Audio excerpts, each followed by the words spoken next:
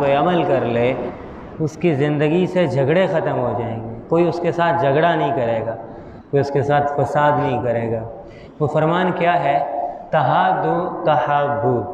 ایک دوسرے کو ہدیہ دیا کرو، گفٹ دیا کرو، اللہ تعالیٰ تمہارے درمیان محبت پیدا کر دے گا۔ ذہن میں ایک سوال آتا ہے کہ گفٹ تو ہم دیتے رہتے ہیں، جب ان کی شادی ہوئی تھی تو ہم نے کپڑے بھی دیے تھے، ہم نے مٹھائی بھی دی تھی، پیسے بھی دیے تھے، پھر بھی وہ ہمارے ساتھ ایسا کرتے ہیں۔ خیال آتا ہے، سوال آتا ہے، تو اس کی وجہ یہ ہے کہ گفٹ دینے کے باوجود بھی اگر محبت پیدا نہیں ہو رہی، اختلاف کم نہیں ہو رہے، تو اس کی وجہ یہ ہے کہ ہم جو تحفہ دیتے ہیں، گفٹ دیتے ہیں، وہ اللہ تعالیٰ کی ذات کے لیے نہیں دیتے، اللہ کو راضی کرنے کے لیے نہیں دیتے، بلکہ صرف اور صرف اپنے رواج کو پورا کرنے کے لیے دیتے ہیں، اپنی انا کو پورا کرنے کے لیے دیتے ہیں، جس کی وجہ سے تحفے کی مکمل برکتیں ہمیں حاصل نہیں ہو رہی۔ ہمیں کیسا پتہ چلے گا کہ میں جو تحفہ دے رہا ہوں یہ اللہ کی رضا کے لیے دے رہا ہوں یا اپنی ذات کے لیے دے رہا ہوں، اپنے رواج کے لیے دے رہا ہوں؟ پتہ کیسے چلے گا؟ پتہ اس طرح سے چلے گا کہ جب آپ کسی کو تحفہ دیں، مثال کے طور پہ آپ کے بھتیجے کی شادی ہے، تو آپ نے بھتیجے کی شادی پر اس کو سوٹ دے دیے، کپڑے دے دیے، مٹھائی دے دی، پیسے دے دیے، اور گفٹ جو بھی آپ کے لیے مناسب ہو آپ نے وہ تحفہ دے دیا۔ اب آپ کے دل میں یہ خیال نہیں آنا چاہیے کہ جب میرے بیٹے کی شادی ہوگی نا تو یہ مجھے اس سے زیادہ واپس لوٹائے گا، یہ خیال نہیں آنا چاہیے۔ ساتھ میں یہ بھی رکھیں کہ جب میرے بیٹے کی شادی ہوگی نا، اگر اس نے مجھے کچھ بھی نہ دیا تو میرے دل میں میل نہیں آئے گا۔ ہم کیا کرتے ہیں کہ بھائی میل کس لیے آ جاتا ہے کہ اس کی شادی تھی، میں نے یہ دیا تھا، اب میرے بیٹے کی شادی تھی، ہمارے گھر کی شادی تھی تو وہ کچھ بھی نہیں دے گئے، یا دے گئے ہیں تو وہ بالکل نہ ہونے کے برابر دے گئے۔ اس وجہ سے جو تحفے کی برکت ہے وہ ہماری زندگی کے اندر شامل نہیں ہو رہی۔ تو نبی کریم علیہ السلام کا سچا فرمان ہے، اور جو بندہ اس پہ عمل کر لیتا ہے، اس کو سچا جان کے، یقیناً یہ سچا فرمان ہے، تو جو اس پر پوری طرح عمل کر لیتا ہے تو رب کریم اس کی زندگی سے نفرتوں کو ختم کر دیتا ہے۔ تو علماء کرام فرماتے ہیں کہ جو تحفے کا مال ہوتا ہے، تحفے کے پیسے ہوتے ہیں، تحفے کی چیز ہوتی ہے، یہ مومن کے لیے سب سے بابرکت مال ہوتا ہے۔ وہ کس طرح کہ میں نے اپنے لیے کمائی کی تو ہو سکتا ہے کہ میرے ذمے جو ڈیوٹی تھی میں نے اس کو پورے طریقے سے ادا نہ کیا ہو، جس کی وجہ سے جو میرا مال ہے اس مال کے اندر کچھ حرام کی آمیزش ہو گئی ہو کہ میں نے ڈیوٹی پوری نہیں دی، تنخواہ پوری لے لی، تو اب جو تنخواہ پوری لی ہے ہو سکتا ہے کہ اس کے اندر کچھ حرام کی آمیزش ہو جائے، کچھ حرام کا حصہ شامل ہو جائے۔ لیکن جو میرا بھائی مجھے دے گا نا، وہ محنت کی کمائی حلال طریقے سے کما کے، تو وہ بالکل ہی حلال طیب ہوگی، وہ میرے لیے بالکل حلال طیب ہوگی، اس میں حرام کا شائبہ بھی نہیں ہوگا، شک بھی نہیں ہوگا۔ اس لیے بزرگان دین کو جب کوئی تحفہ پیش کرتا تو آپ اس تحفے کی بڑی قدر کرتے، اس کو سنبھال کے رکھتے،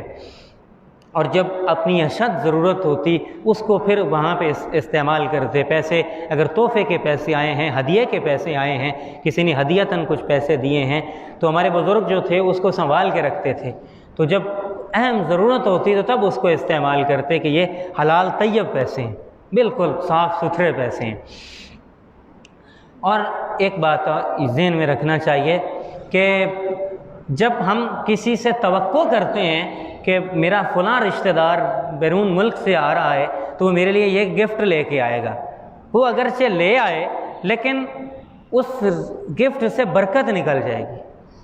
تو اس لیے ہمارے دین کا حکم یہ ہے کہ کسی سے توقع نہ لگاؤ کہ فلاں آئے گا اور میرے لیے یہ لے کے آئے گا، یہ توقع ذہن سے نکال دو کہ میری بیٹی کی شادی ہے تو توقع میں یہ لگا لوں کہ جو میرا بڑا بھائی ہے وہ مجھے یہ دے گا، وہ اگر اس سے زیادہ بھی دے دے گا نا تو اس سے برکت نکل جائے گی، تو جس سے برکت نکل گئی وہ چیز بیکار ہو گئی۔ چیز کی ویلیو صرف اور صرف اس کی برکت کی وجہ سے ہوتی ہے۔ ایک بزرگ تھے، وہ 2-3 دن گزر گئے، کچھ کھایا پیا نہیں، فاقے ہو رہے تھے۔ اب فاقوں کی وجہ سے آواز پر بھی اثر پڑ گیا، تو ایک دن خطاب کر رہے تھے، بیان کرتے ہوئے ان کی آواز میں بڑی نقاہت تھی، بولا نہیں جا رہا تھا۔ تو ان کا مرید ایک بیٹھا ہوا تھا، تو اس نے دیکھا کہ حضرت صاحب سے بولا نہیں جا رہا، تو وہ جلدی سے اٹھا اور گیا، جا کے کھانے کا انتظام کیا، ٹرے میں کھانا رکھا اور لا کے حضرت کو پیش کر دیا۔ سمجھ گیا تھا کہ حضرت کو بھوک لگی ہے، فاقہ ہے، جس کی وجہ سے حضرت کے پر اتنی نقاہت ہے، اتنی کمزوری ہے۔ جب کھانا پیش کیا تو حضرت صاحب نے فرمایا یہ کھانا اٹھاؤ اور لے جاؤ، ہم اس کھانے کو قبول نہیں کریں گے۔ اب مرید بڑا سمجھدار تھا، تو بجائے ضد کرنے کے کہ نہیں حضرت آپ نے پہلے نہیں کھایا ہوا، آپ سے بولا نہیں جا رہا، آپ پہلے مشکل میں ہیں، تو یہ کھانا لے کے آیا ہوں، اللہ کی نعمت ہے، رزق ہے، اسے واپس کیوں کرتے ہیں؟ آپ نے فرمایا کہ بھائی لے جاؤ۔ تو اس نے فوراً اس ٹرے کو اٹھایا اور لے گیا۔ تھوڑی دیر گزری، 10 منٹ 15 منٹ، وہ پھر اسی ٹرے کو لے کے آ گیا، کہنے لگا حضرت اب کھا لیں۔ تو انہوں نے کہا ٹھیک ہے، اب ہم اس کھانے کو ضرور تناول کریں گے، ہدیہ ہے، اس کو ضرور قبول کریں گے۔ اس کی وجہ کیا تھی کہ پہلے کھانے کو انہوں نے قبول نہیں کیا، پھر اسی کھانے کو قبول کر لیا اور بڑی رغبت کے ساتھ اس کھانے کو کھایا، شوق سے کھایا۔ اس کی وجہ یہ تھی کہ جب وہ بیان کر رہے تھے تو اس بیان کے عالم میں ان کا مرید اٹھ کے گیا کھانے کے لیے، تو ان کو پتہ چل گیا کہ یہ میرے لیے کھانا لینے گیا ہے، تو اب ذہن اس کھانے کی طرف چلا گیا کہ اب یہ میرے لیے ہدیہ لے کے آئے گا۔ تو جس ہدیے کی، جس گفٹ کی بندہ توقع کرنا شروع کر دے، انتظار کرنا شروع کر دے، اس گفٹ سے، اس ہدیے سے برکت نکل جاتی ہے۔ تو اس لیے اس بزرگ نے کھانا کھانے سے انکار کر دیا کہ میں اس کھانے کو نہیں کھاؤں۔ تو یہ اس بڑی اہم بات ہے کہ اس چیز کا بڑا خیال رکھنا چاہیے۔ اگر آپ نے اس ہدیے سے مکمل طور پہ لطف اندوز ہونا ہے، برکت لینی ہے، تو اپنے ذہن سے توقع نکال دیں کہ یہ فلاں مجھے یہ دے گا۔ اور دوسری بات کہ بعض اوقات یہ ہوتا ہے کہ ہمارا دل کرتا ہے کہ میرا بھائی ہے، اب گرمیاں ہیں، اس کو کپڑوں کی ضرورت ہوگی، تو میں اس کے گھر والوں کو کپڑے لے کے دے دیتا ہوں۔ اب کیا ہوتا ہے کہ گھر والے منع کرتے ہیں کہ ابھی کیا ضرورت ہے کپڑے لے کے دینے کی، ابھی اگلے مہینے تو ان کی شادی آ رہی ہے، تو شادی پہ دے دیں گے تاکہ ہمارا بوجھ بھی ہلکا ہوگا اور اب ٹائم بھی پاس ہو جائے گا۔ عموماً ایسا ہوتا ہے کہ بندہ اظہار کرتا ہے کہ میری بہن ہے، اس کے بچوں کو کپڑوں کی ضرورت ہے، جوتوں کی ضرورت، یا کسی بھی چیز کی ضرورت ہے، میں ان کو لے دیتا ہوں۔ تو گھر والا کو کوئی فرد کہتا ہے کہ ابھی کیا ضرورت ہے، ابھی کچھ دن کے بعد ہی تو ان کی تقریب ہے، منگنی کی ہے، شادی کی ہے، تب ان کو دے دیں گے۔ تو اس پر علماء کرام نے لکھا ہے کہ ذہن کے اندر جو بھی نیکی کا خیال آتا ہے نا، تو یہ اللہ تبارک و تعالیٰ کی طرف سے مہمان ہوتا ہے۔ اب مہمان چاہے غریب ہو چاہے امیر ہو، اگر آپ مہمان کی بے قدری کریں گے نا تو وہ مہمان دوبارہ نہیں آئے گا۔ ہم دیکھتے ہیں کہ مہمان چاہے غریب بھی آیا ہو نا، تو ہم اس کو اچھے طریقے سے نہ بٹھائیں، اس کو اچھے طریقے سے نہ پوچھیں، اس کی قدر نہ کریں، اس کی خدمت نہ کریں، تو وہ دوبارہ ہمارے پاس نہیں آتا۔ تو جو نیکی کا خیال ہے یہ اللہ کی طرف سے مہمان ہوتا ہے۔ تو آپ کے دل میں نیکی کا خیال آیا کہ میں کسی کی مدد کر دوں، کسی کو ہدیہ کر دوں، پیش کر دوں، تو اس پہ فوراً عمل کر لینا چاہیے، اس مہمان کی قدر کرنی چاہیے۔ تو جب ہم اس مہمان کی قدر نہیں کرتے ہیں تو اس کا نقصان یہ ہوتا ہے کہ وہ پھر مہمان آنا چھوڑ دیتا ہے۔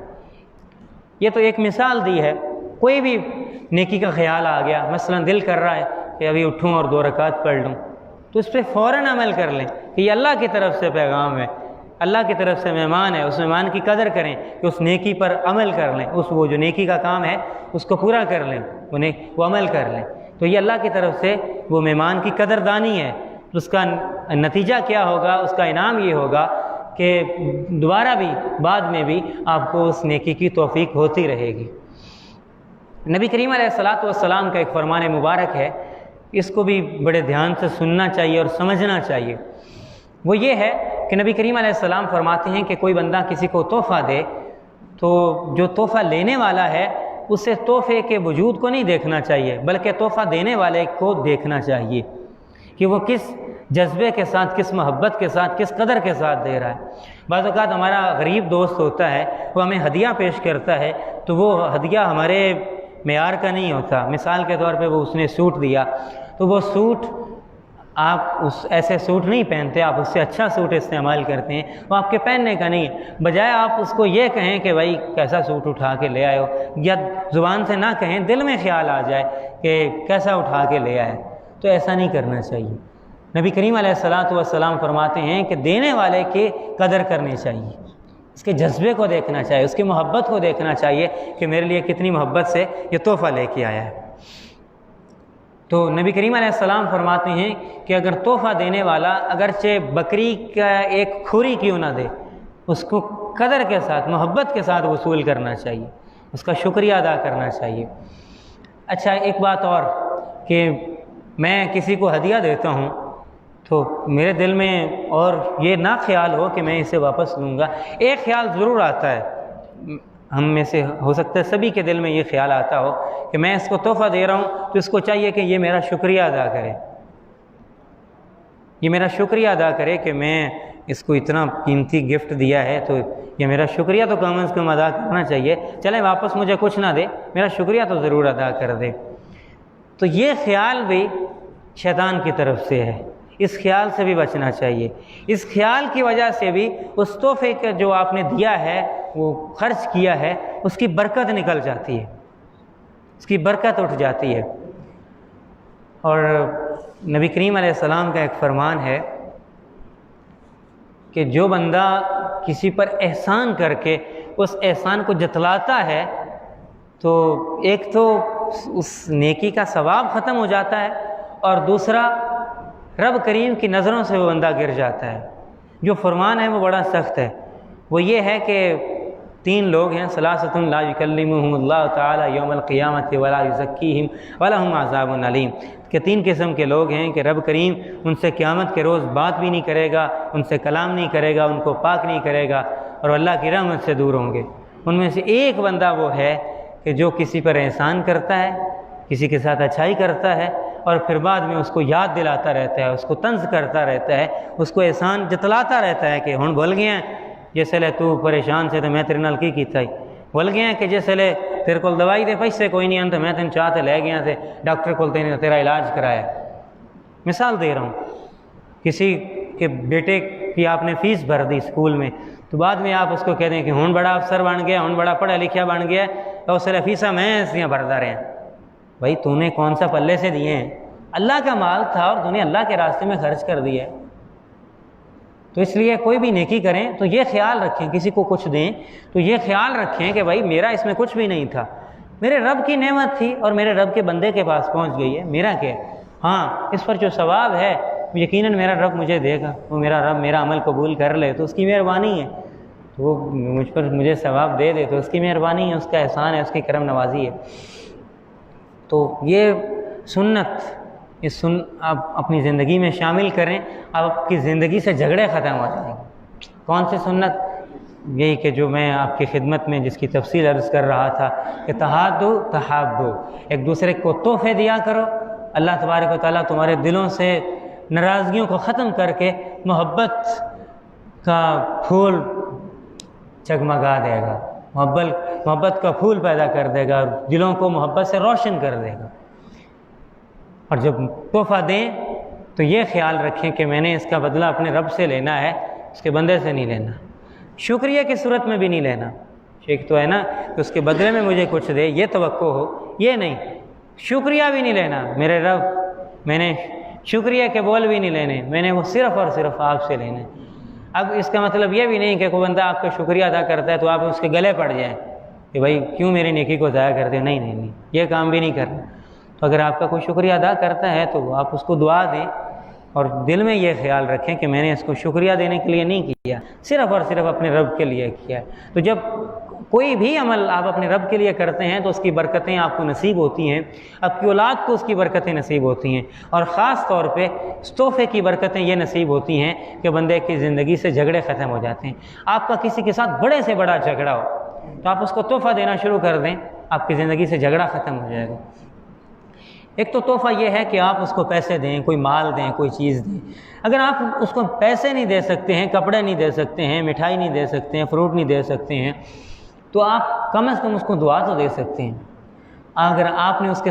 اس نے آپ کے ساتھ کوئی زیادتی کی ہے تو آپ اس کو معاف تو کر سکتے ہیں۔ تو یہ معافی بھی اس کے نامہ اعمال میں اس کے لیے رب کریم کی طرف سے تحفہ ہوگا۔ جب آپ اس کو معاف کر دیں گے نا تو اگرچہ آپ اس کو زبان سے نہیں کہیں گے کہ تو نے جو میرے ساتھ زیادتی کی تھی میں نے تمہیں معاف کر دی ہے، صرف آپ اپنے رب سے کہیں گے کہ میرے رب میرے پاس دینے کے لیے اور تو کچھ نہیں ہے، لیکن اس نے میرے ساتھ فلاں زیادتی کی تھی، میرے ساتھ بدتمیزی کی تھی، بدسلوکی کی تھی، تو وہ میں معاف کرتا ہوں اور اس کے نامہ اعمال میں یہ نیکی ہدیہ پیش کرتا ہوں۔ رب کریم تو جانتا ہے نا دلوں کا، دل تو نبی کریم علیہ السلام فرماتے ہیں کہ یہ اللہ کے ہاتھ میں ہے، تو اللہ تعالیٰ کی مرضی جدھر پھیر دے، دلوں پر اختیار تو میرے رب کا ہے۔ تو وہ جب آپ اس کے حضور پیش کریں گے کہ میں یہ نیکی تیرے لیے کر رہا ہوں اور اس کا ثواب اپنے بھائی کو پیش کر رہا ہوں، تو دیکھیے گا کہ پھر وہ جھگڑے کتنی جلدی ختم ہوتے ہیں۔ اگر اس نے کوئی زیادتی نہیں کی، کوئی اور معاملہ ہے، تو آپ قرآن حکیم کی تلاوت کر کے ہدیہ پیش کریں۔ ہمارے ہاں تو یہ رواج ہے نا کہ ہم جو دنیا سے رخصت ہو گئے ہیں ان کو ہدیہ کر سکتے ہیں، ان کو اصالہ ثواب کر سکتے ہیں، جو ہمارے ساتھ زندہ موجود ہیں ہم ان کو بھی ہدیہ کر سکتے ہیں، اس کا ثواب اپنے والد کو کریں، اپنی والدہ کو کریں، گھر کے افراد کو کریں، اپنے بچوں کو کریں، جن کے ساتھ آپ کے جھگڑے ہیں، معاملات ہیں، سختی کے ہیں، ان کو ضرور ہدیہ کریں کہ اس کی برکت سے آپ کے اللہ تعالیٰ جھگڑے ختم کروا دے، آپ کی مشکلوں کو ختم کر دے گا، آپ کے دلوں کو رب کریم صاف کر دے گا اور دلوں کے اندر محبت کا بیج بو دے گا اور محبت کا تناور درخت پیدا کر دے گا۔ تو اللہ تعالیٰ ہمارے دلوں کو حسد بغض کینے سے پاک کرے، ہمارے ساتھ جتنے لوگوں کے معاملات ہیں رب کریم سب کے ساتھ اچھائی کے معاملات کرنے کی ہمیں توفیق دے، اور اللہ تعالیٰ ان کو بھی توفیق دے کہ وہ ہمارے ساتھ اچھائی کے معاملات کر سکیں۔ اللہ تعالیٰ مجھے اور آپ کو ان باتوں پہ عمل کرنے کی توفیق دے۔